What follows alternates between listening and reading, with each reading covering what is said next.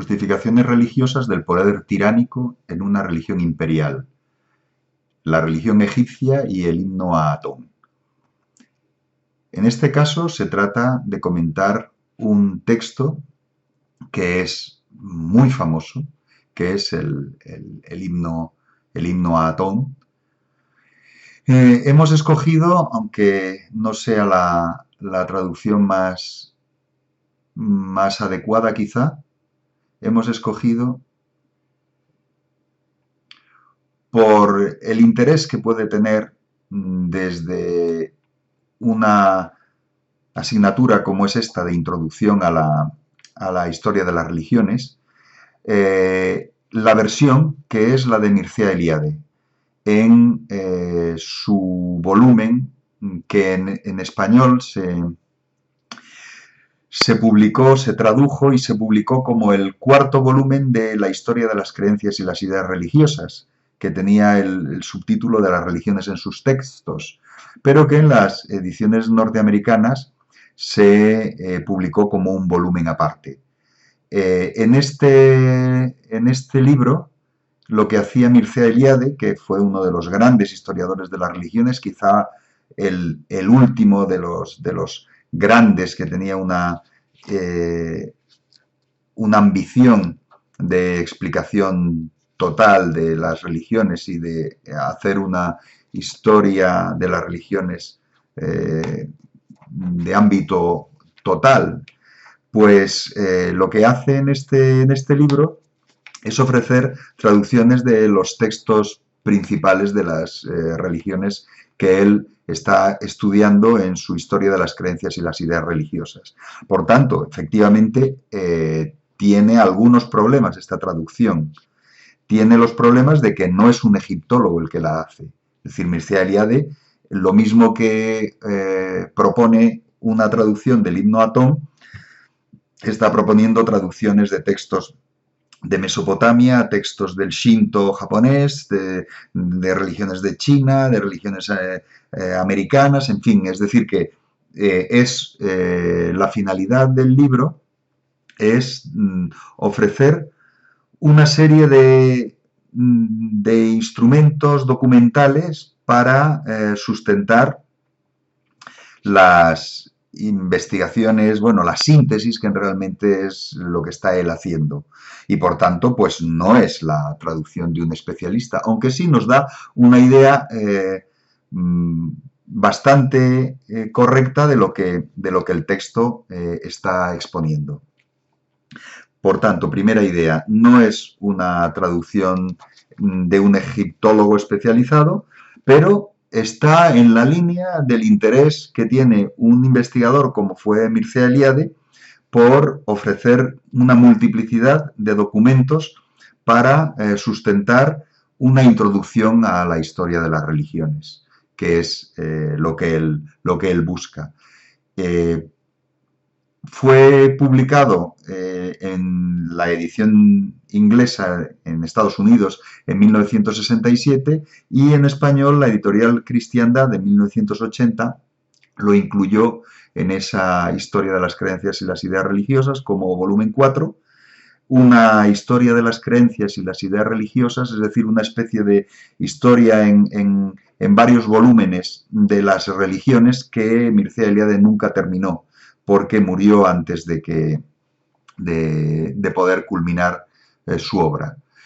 ¿Qué interesa en este texto? Pues interesa, y es lo que les pido que desarrollen, interesa, lo primero, la finalidad principal es enfrentarse a este texto con la idea de potenciar la reflexión sobre las justificaciones religiosas del poder tiránico, tal y como se desarrolla en las religiones imperiales. Es decir, que está muy conectado el comentario que hay que hacer de este texto con las bases que se han visto en relación con las religiones imperiales. Religiones imperiales en las cuales el sistema piramidal llega a su máxima manifestación y en el caso egipcio quizá en mayor medida. El texto lo que se busca es por medio de de este ejemplo de la civilización egipcia y además de un periodo especialmente controvertido, el reinado del faraón Ajenatón, del rey Ajenatón a mediados del siglo XIV, que nos sirva como introducción a estos elementos ideológicos de construcción de la sublimación del poder tiránico. Y detrás está este modelo, que es un modelo que podríamos llamar de la teocracia egipcia, en que detrás pues vemos el poder, el papel del rey como garante del orden cósmico, que tiene paralelos en otras religiones imperiales, por ejemplo, el papel del emperador chino como garante y sustentador del orden, del Tao, del orden. En este caso es el papel de Maat como orden, el orden cósmico que se relaciona con el orden político y el orden económico y el orden social en el mundo. También es muy importante reflejar ese papel del rey como intermediario entre los seres humanos y el mundo sobrenatural, entre los dioses y los humanos. El rey es el intermediario y lo vemos perfectamente en esta representación de la Marna, en que el rey está mucho más grande, han actuado sobre él machacando la cara en esa condena de la memoria, la damnatio memoria, que hicieron cuando muere el emperador, el rey egipcio, y cae su modelo centrado en el dios Atón. Y aquí vemos cómo esta representación es muy evidente. Está el disco solar, es decir, Atón tocando con sus manos las distintas ofrendas, pero también al rey mucho más grande que sus súbditos en ese papel que es un papel intermediario. Es el intermediario entre Atón, el disco solar, y el dios al que él da culto, y muy claramente se ve en el texto, y el resto, es decir, ese papel del rey como intermediario entre los seres humanos y el mundo sobrenatural. Y desde luego se extrae de todo esto que la religión es un instrumento clave en la legitimación del sistema. También se puede avanzar en el comentario hablando un poco de la reforma de Ajenatón, del dios Atón y sus características, del dios Atón como divinidad comprensible, de teología sencilla, es el disco, es el sol que se ve, como dios que muy claramente el intermediario es el rey y permite esa consolidación de la preeminencia del poder real frente a los poderes sacerdotales. Y Atón como dios de egipcios y no egipcios, con un mecanismo de uniformización ideológica en un imperio expansivo fuera de los límites del Valle del Nilo, como es el Egipto de este momento. Entonces, toda una teología que lo que hace, pues por ejemplo, es plantear que hay un Nilo en la tierra para Egipto y un Nilo en el cielo para los demás pueblos. Y por tanto, cómo se asimila a los modelos egipcios la capacidad de entender lo que hay más allá de Egipto e incluirlo en una síntesis en la que la figura principal es el rey. El rey es el intermediario, no solo tradicional en Egipto, sino también para esos nuevos mundos. Muy claramente lo plantea al final.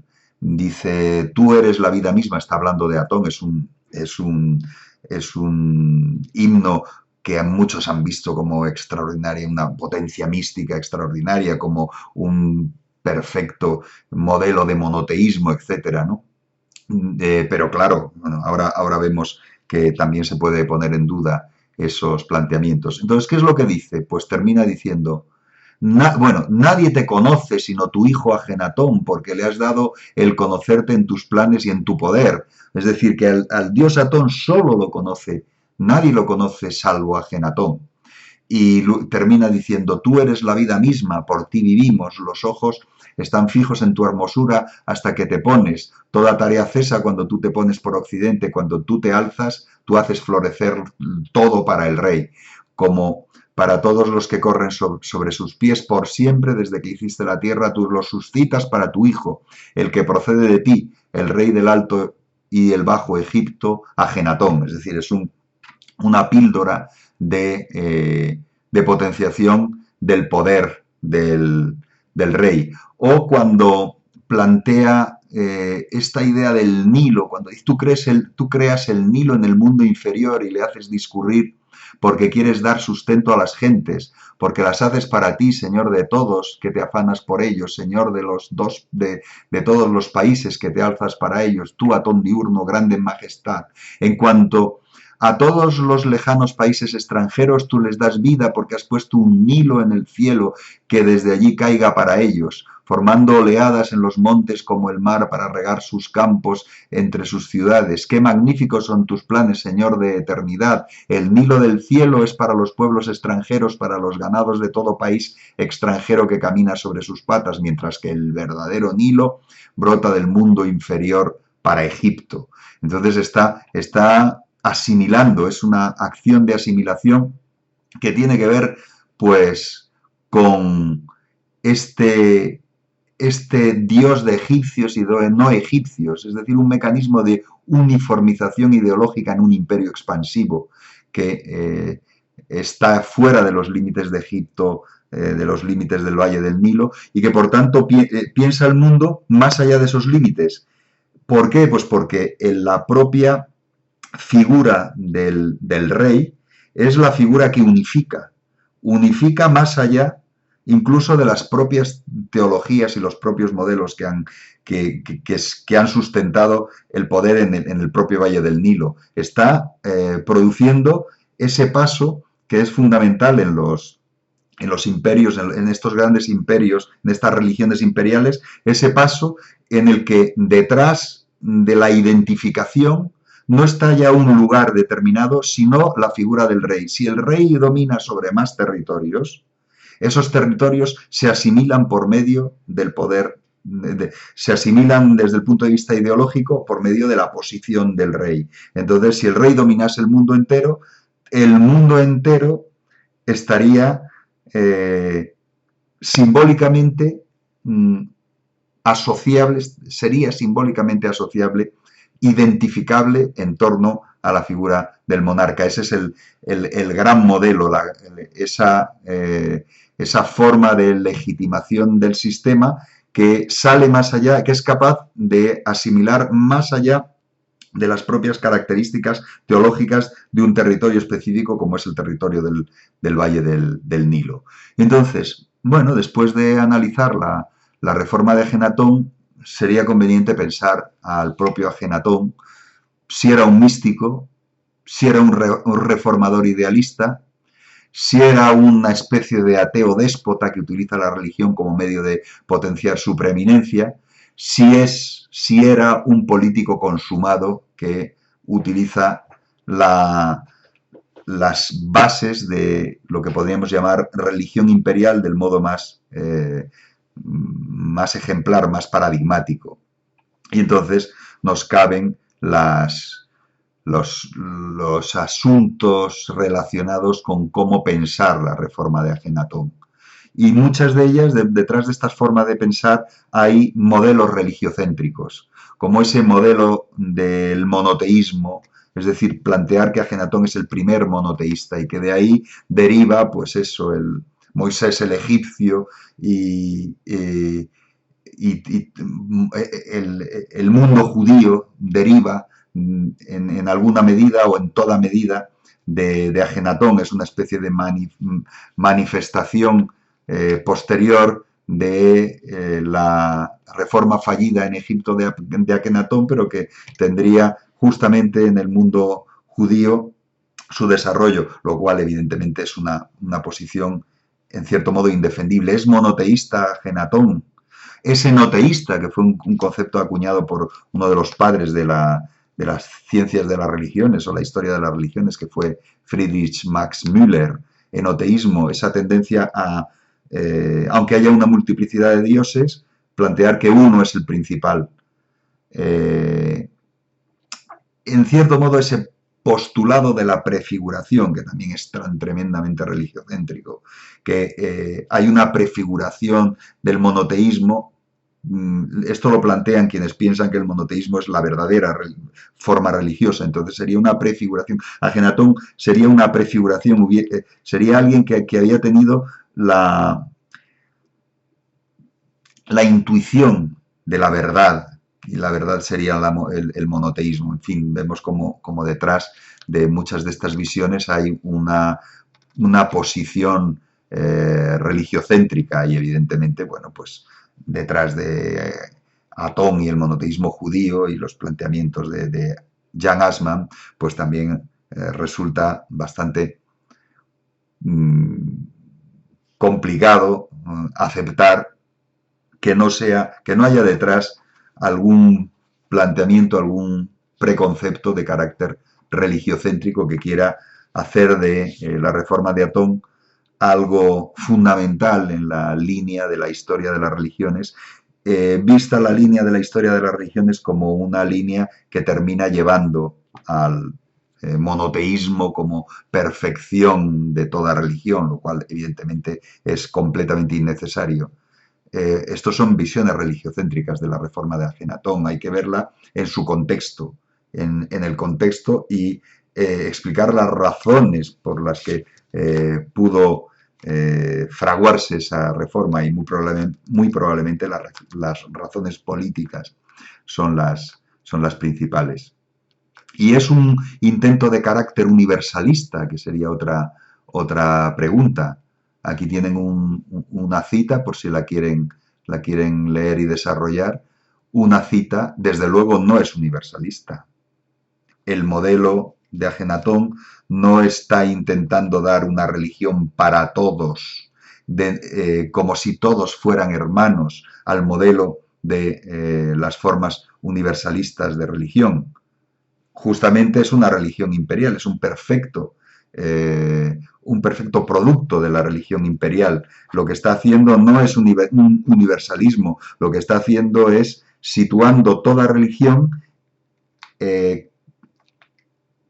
por medio de la construcción identificadora que ubica en el soberano la clave. La clave de todo el sistema es el soberano, no es una hermandad universal, es un soberano y sus súbditos. Los súbditos, si pueden ser súbditos universales o teóricamente,